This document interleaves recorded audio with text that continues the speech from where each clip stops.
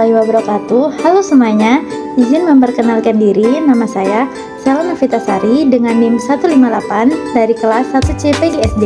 Di sini saya akan menjelaskan materi tentang akses pendidikan di daerah terpencil untuk memenuhi tugas mata kuliah pengantar pendidikan. Baik, di sini saya akan menjelaskan tentang pengertian kesenjangan akses pendidikan. Kesenjangan akses pendidikan adalah ketidakmerataan kesempatan memperoleh pendidikan berkualitas antar daerah, atau kesenjangan akses pendidikan itu maksudnya ketidakadilan atau ketidakseimbangan dalam mendapatkan kesempatan sekolah yang layak. Selanjutnya yaitu faktor penyebab kesenjangan pendidikan di daerah terpencil. Yang pertama yaitu letak geografis. Daerah terpencil biasanya jauh, sulit dijangkau, dan akses jalannya susah, jadi pendidikan jadi terhambat. Yang kedua yaitu keterbatasan sarana dan prasarana. Sekolah banyak yang kurang fasilitas, seperti ruang kelas rusak, buku sedikit, atau tidak ada listrik dan internet. Yang ketiga yaitu kekurangan tenaga pendidik. Guru sedikit atau enggan ditempatkan di daerah terpencil, sehingga proses belajar tidak maksimal. Yang keempat yaitu keterbatasan ekonomi masyarakat. Banyak keluarga sulit biaya sekolah, sehingga anak-anak sering harus membantu bekerja daripada sekolah. Yang kelima yaitu kurangnya akses teknologi dan informasi.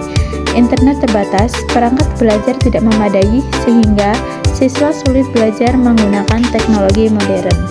Selanjutnya, ada gambaran umum pendidikan di daerah terpencil. Pendidikan di daerah terpencil itu kondisinya jauh berbeda dari pendidikan di kota. Banyak sekolah masih sederhana, ada yang dindingnya dari kayu, lantainya tanah, dan fasilitasnya sangat terbatas. Jumlah gurunya pun sedikit, sehingga satu guru sering harus mengajar beberapa kelas sekaligus. Akses menuju sekolah juga tidak mudah. Ada anak yang harus berjalan jauh, melewati sungai, bukit, atau jalan yang rusak hanya untuk sampai di sekolah. Selanjutnya ada hambatan dan tantangan pendidikan di daerah terpencil.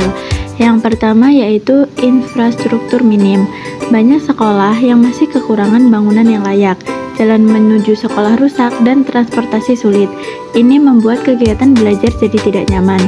Yang kedua, tenaga pendidik terbatas. Guru yang mengajar sangat sedikit, kadang satu guru harus menangani banyak kelas sekaligus, sehingga proses belajar tidak maksimal. Yang ketiga yaitu fasilitas pembelajaran kurang. Peralatan belajar seperti buku, meja, kursi, perpustakaan, dan laboratorium sangat minim. Bahkan beberapa sekolah tidak punya listrik atau internet. Yang keempat yaitu lingkungan sosial ekonomi rendah. Banyak keluarga tidak mampu memenuhi kebutuhan sekolah anak, sehingga anak-anak kadang malas atau terpaksa tidak sekolah. Yang kelima yaitu kultural dan adat setempat. Beberapa daerah masih memiliki adat atau kebiasaan yang membuat pendidikan kurang diutamakan. Misalnya, anak diminta membantu pekerjaan rumah atau ladang daripada sekolah. Selanjutnya, dampak kesenjangan akses pendidikan. Yang pertama yaitu mutu pendidikan rendah.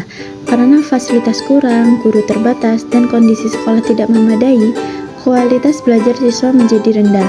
Pengetahuan dan keterampilan mereka tidak berkembang maksimal. Yang kedua, rendahnya angka melanjutkan sekolah. Banyak siswa yang berhenti sekolah setelah tingkat dasar karena jarak jauh, biaya terbatas, atau kurangnya motivasi. Akhirnya, hanya sedikit yang bisa melanjutkan ke SMP atau SMA. Yang ketiga yaitu kesempatan kerja terbatas. Pendidikan yang rendah membuat mereka sulit bersaing mendapatkan pekerjaan yang lebih baik. Banyak yang hanya bisa bekerja di sektor informal atau pekerjaan dengan pendapatan rendah. Yang kelima, kesenjangan sosial berkepanjangan. Karena kesempatan pendidikan dan pekerjaan terbatas, kesenjangan antara daerah terpencil dan kota semakin melebar. Akibatnya, kemiskinan dan ketertinggalan terus berulang dari generasi ke generasi. Selanjutnya yaitu upaya dan solusi mengatasi kesenjangan pendidikan. Yang pertama yaitu pembangunan infrastruktur pendidikan. Pemerintah membangun atau memperbaiki sekolah, jalan menuju sekolah, dan menyediakan fasilitas dasar seperti listrik, air, serta ruang kelas yang layak agar proses belajar lebih nyaman.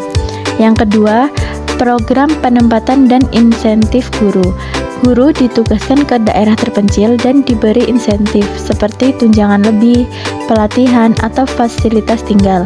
Tujuannya supaya guru mau bertahan dan mengajar dengan maksimal.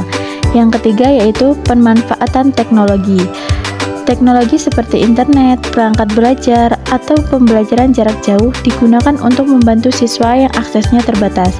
Dengan begitu, mereka tetap bisa belajar meski fasilitas fisik belum lengkap. Yang keempat yaitu program beasiswa dan bantuan ekonomi.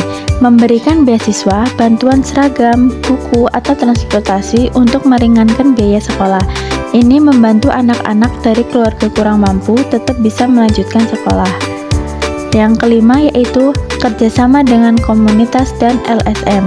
Pemerintah bekerja sama dengan masyarakat setempat, relawan, dan lembaga sosial untuk mendukung pendidikan, seperti membuka kelas tambahan, menyediakan perpustakaan, atau mengadakan pelatihan bagi guru. Kemudian, kesimpulannya adalah kesenjangan akses pendidikan di daerah terpencil merupakan masalah serius yang terjadi akibat faktor geografis, kurangnya sarana, minimnya guru, serta keterbatasan ekonomi. Kesenjangan ini berdampak pada rendahnya mutu pendidikan dan kesempatan masa depan generasi muda. Upaya perbaikan harus dilakukan secara bersama oleh pemerintah, masyarakat, dan berbagai pihak.